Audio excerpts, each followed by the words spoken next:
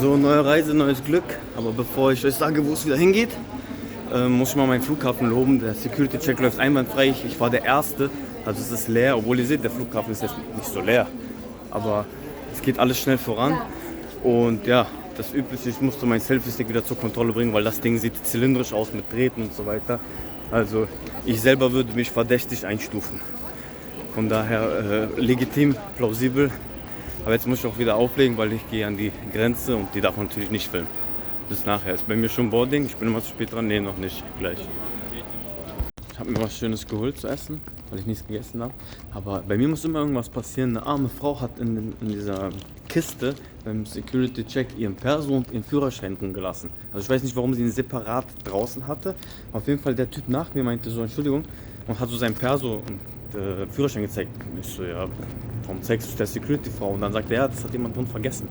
Ah, ja, und die Frau war auch nicht mehr in der Nähe, also ist schon sehr bitter. Vielleicht rufen die jetzt noch durch, aber ich höre hier nichts. Ich hoffe, sie braucht das nicht und kann später am Flughafen anrufen, die sagen, ja, der ist hier. Aber sowas ist schon sehr bitter. Ich wünsche das Beste. Also, du willst Spaß im Urlaub haben. Stell dir vor, du hast einen Mietwagen dort. Kannst ihn nicht mal fahren und alles andere, was du geplant hast, ist im Arsch. Also deswegen, ich checke immer. Ich brauche nur meinen Pass, meinen Führerschein und mein, was war das dritte? Und Kreditkarte. Alles andere juckt mich nicht. Du hast einen Pullover vergessen, scheiß drauf. Du hast eine Socke vergessen, scheiß drauf. Es regnet, du hast Regenjacke vergessen, Digga, scheiß drauf. Hauptsache, du hast diese Formalitäten. Und alles andere kann man machen. Und wenn du dir das dort nicht leisten kannst, das zu kaufen, weil du hast nicht so viel Geld mit, dann musst du besser planen. Gehört auch dazu.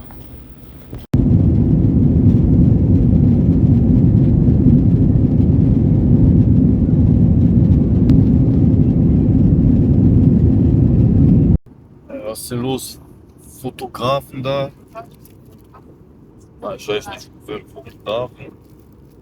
Ein Geschenk, weil der Flug neu ist. Anscheinend war ich der Erste, der mich kannte. Der letzte vom ersten Flug. Das haben wir aufgeguckt. Okay, nehme ich. Ich weiß gar nicht, wo wir gerade sind. Also ist wirklich so weiß, man sieht gar nichts. Naja.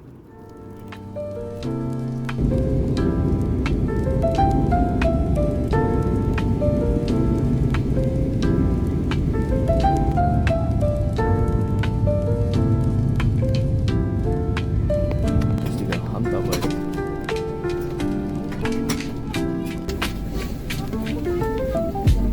Пойдет костюм.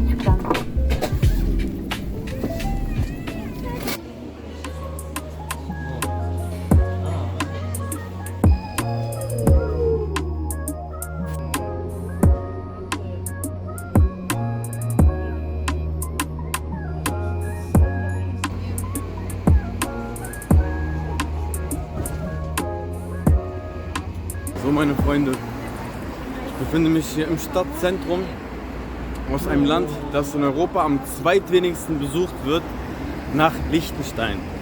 Wie ihr wisst, Liechtenstein ist mega klein, fast gar keine Hotels. Also dieses Land hier wird quasi am wenigsten besucht. Es kommen 100.000 Urlauber pro Jahr hierher. Ich befinde mich in Moldau. Jetzt werden einige von euch sagen, Moldau? Das heißt Moldawien.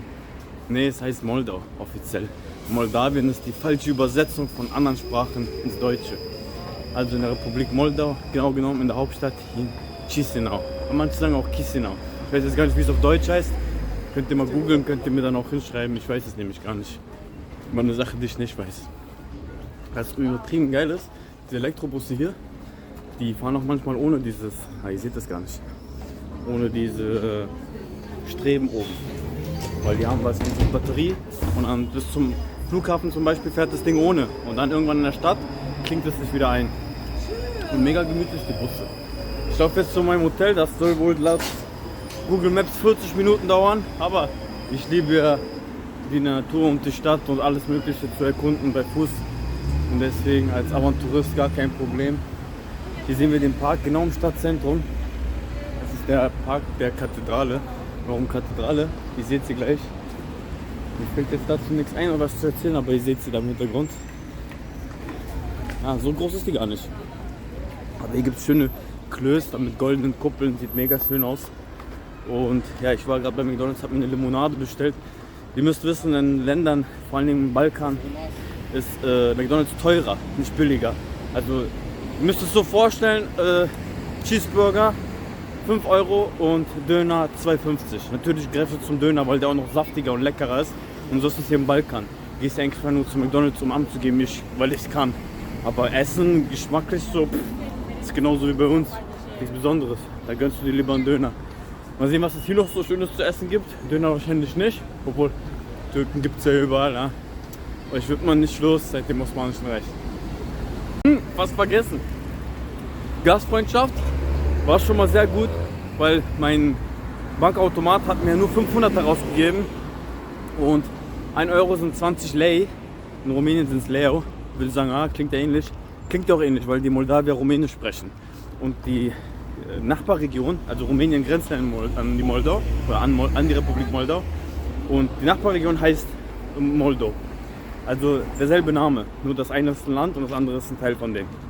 Und die haben auch seit dem Zerfall der Sowjetunion, wollte Moldau sich eigentlich mit Rumänien fusionieren. Ist dann aber daran gescheitert, dass es hier Russen gibt, die meinten, die wollen noch zur Sowjetunion gehören. Dann hat Moldau gesagt, ja gut, dann fusionieren wir halt nicht, dann bleiben wir lieber einfach ganz unabhängig, ein eigenes Land. Und so ist Moldau unabhängig, aber natürlich ist es in Europa immer nie so einfach, vor allem auf dem Balkan. Es gibt hier noch eine autonome Region, Gaugasien, da fahre ich vielleicht auch noch hin. Und dann gibt es noch Transnistrien, die mögen aber nicht so genannt werden, sondern die werden Predniester-Republika, so wollen die genannt werden. Und da vielleicht gehe ich auch hin. Und jeder, der sich mit Fußball beschäftigt hatte, wird diese Region sehr, sehr, sehr gut kennen. Wenn du jetzt sagst, hä, sagt mir immer noch nichts, dann bist du kein wahrer Fußballfan und guckst du wenig Champions League, mein Freund. Also bleib dran und dann erzähle ich dir mehr. Schau mal wieder im Fußballfieber und wollte ja was wegen Gastfreundschaft sagen. Also, ich hatte nur 20er in meiner Tasche, 500er in meiner Tasche und 1 Euro sind ja 20 Lei. So, und dann sage ich dir auf Englisch, wie viel kostet dein Busticket? Sagt die 6. Ich lache und sage, ich habe aber nur 500er. Gar kein Problem, mein Jungechen. Holt die Scheine raus, gibt die mir einen 100er, einen 50er, 50er, 5er, 5er, 5er und so weiter. Bis sie mir 494 zurückgegeben hat. Ich lache die an, ich sag so, wow, so. Voll normal. Weißt du, bei uns hätten die gesagt, oh Mann, das ist nicht kleiner oder so. Nee, ganz gechillt. Und ich war sehr positiv überrascht. Also mal sehen, was mich noch so hier erwartet. In meinem Land, das 2,6 Millionen Einwohner hat, ja, meine Stadt Berlin hat fast 4. Also, ja, so unterschiedlich und Gegensätze können sein. Und hier endet auch der Balkan, kann man sagen. Was sagt mein Navi? Ich muss links abbiegen, mach ich. Hier endet auch der Balkan, weil nach Moldau beginnt die Ukraine. Was in der Ukraine gerade abgeht, wisst ihr. Also ich bin ziemlich nah dran. Ich muss sagen, ich hatte kurz ein mulmiges Gefühl im Flugzeug. So, ihr weißt ja, wenn die Gedanken schweifen, man denkt sich so, wenn jetzt eine Rakete fliegt und die trifft das falsche Flugzeug, einfach so wie Malaysia Airlines damals. Aber dann dachte ich mir, Junge, jetzt machen wir keine Final Destination Filme hier, bleib mal auf dem Teppich. Also auf dem Teppich, einen fliegenden Teppich, weil ich war ja im Flugzeug, ihr wisst, was ich meine. So. Also, ich würde jetzt sagen, ich klinge mich aus, aber ich weiß, in 2 Minuten mache ich wieder die nächste Story, weil mir wieder was eingefallen ist. Auf jeden Fall ist es hier viel wärmer. Ich laufe mit T-Shirt hier rum. Es ist 8 Uhr abends fast. Es ist 8 Uhr abends. Und da hinten ist Straßenfest. Da hinten ist Straßenfest. Ich habe immer was zu erzählen hier. Seht ihr das? Ja, man sieht die Zelte da hinten. Und Musik. Da man ist genau zum richtigen Zeitpunkt da. Na gut. Aber die Stadt ist, ihr seht, obwohl ich im Stadtzentrum bin, ist es schon sehr leer. Also, und das an einem, ja okay, es ist Donnerstag. Also, wahrscheinlich, weil es in der Woche ist. Morgen wird es hier anders sein. Aber ich schaff's mir, ich muss ehrlich sagen, ich habe mir von Moldau weniger erwartet. So ein bisschen heruntergekommen, ein bisschen, ja, das ist so, wem sagt Moldau schon was? Da fängt es ja schon an. Wer besucht Moldau? Niemand. Aber das Land macht sich ein bisschen. Ja? Gab auf jeden Fall Schlimmeres, was ich gesehen habe. Übrigens derselbe Struggle wie immer, wenn man ein Land besucht, wo selten Touristen herkommen und dann auch noch Kroaten. Komme ich an die Grenze, sagt die, ja, der hat ja gar kein Visum, sagt sie zu der Kollegin. Sie sagt, die brauchen kein Visum, der ist in der EU. Hä, aber das ist doch ein kroatischer Pass. Ja, die sind in der EU. Aber wir sind doch gar nicht in der EU. Doch, guck doch hier auf die Liste.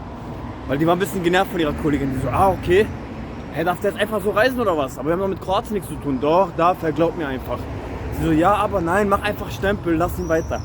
Und dann sagt sie, warum bist du überhaupt hier? Tourismus. Okay, wie lange willst du bleiben? Ja, das sind 5 Tage. Ja, okay, komm, gib ihm Stempel, lass ihn durch. So eine Leute einfach durchlassen. Ich so, ja, okay, ich frage ja nur. Also, ich liebe diesen Moment, wo ich immer ein bisschen Verwirrung stifte. Andererseits, wenn man dann so die allgemeinen Leute fragt, musst du einmal Luka Modric sagen und du hast sie auf deiner Seite. Ja. Guck mal, das sieht auch schön aus hier. Das ist jetzt vom Stadtzentrum weg, Richtung raus. Na gut, raus ist ein paar Kilometer. Aber ihr seht doch einmal, ist da so eine Peripherie mit Häusern, Gebäuden, so da wo mein Spruchheim endet. Hier ist eine Statue. Ja, ab morgen wird die Stadt auch mit Auto erkundet. Nach 20 Minuten laufen kann man sagen, die Stadt ist mega sauber. Okay, ich bin im Stadtzentrum, vielleicht sieht es außen ein bisschen anders aus. Aber ich glaube nicht, dass der Kudamm oder unter den Linden sauberer ist.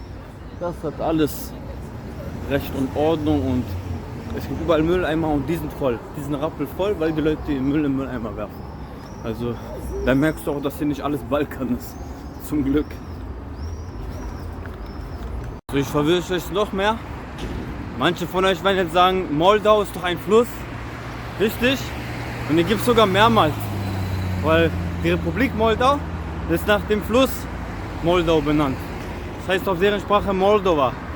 Genauso wie die Region in Rumänien, die Moldova heißt.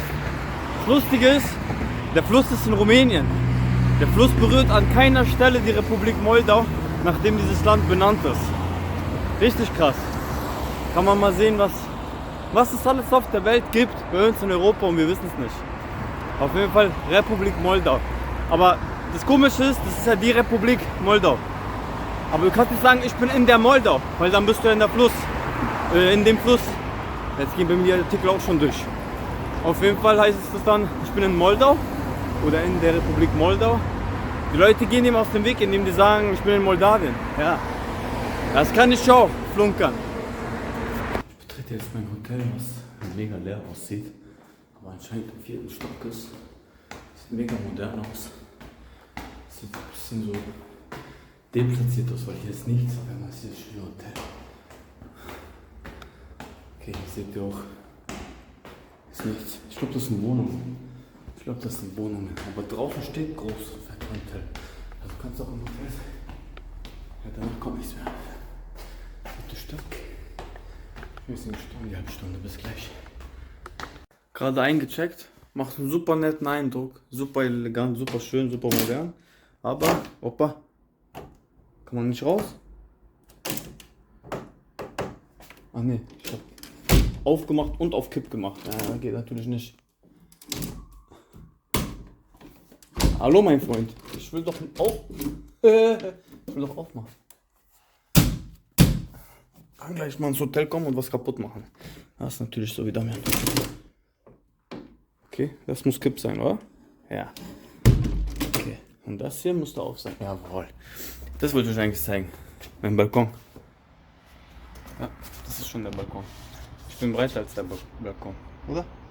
Ah, genauso breit. Wenn man so guckt, ich bin genauso breit wie mein Balkon.